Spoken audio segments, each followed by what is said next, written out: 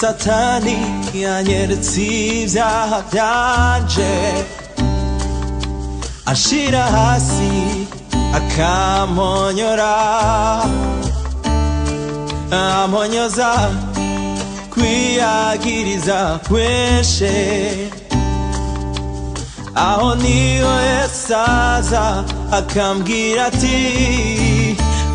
ati humura mwana wa oya sinzoguheba, kuko niwe napfiriye, ni wewe naziza. Ati humura mwana wanje oya sinzoguheba, kuko niwe napfiriye.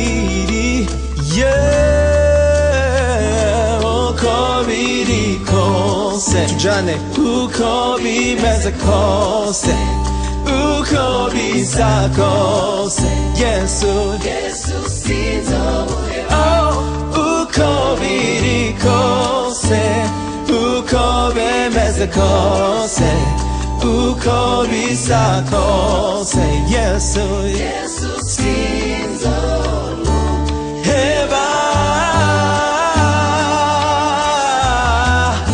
Hariyo abantu batazova bahevye Yesu ngaha, hariyo abantu batazova bahevye Yesu ngaha. Amen, amen. Iyo ubuzima bubaye amananiza, oh yeah, igifungo kikaguma kiba kinini, atanyishu atanzira, aho niho Yesu aza akambwira ati humura mwana wanje sinshobora kuguheba, kuko niwe napfiriye, ni wowe nazize. Ati humura mwana wanje sinshobora kuguheba, kuko niwe napfiriye.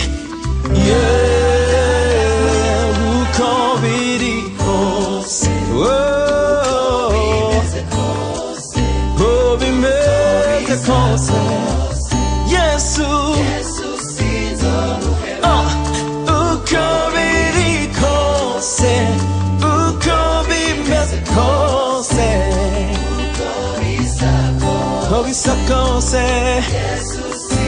uko bisa kose, duwawe Yesu, duwawe Yesu, duwawe Yesu, duwawe Yesu. Twese mu bihusi no mu muyaga, Yesu duwawe, we wankijije ibyaha byanje.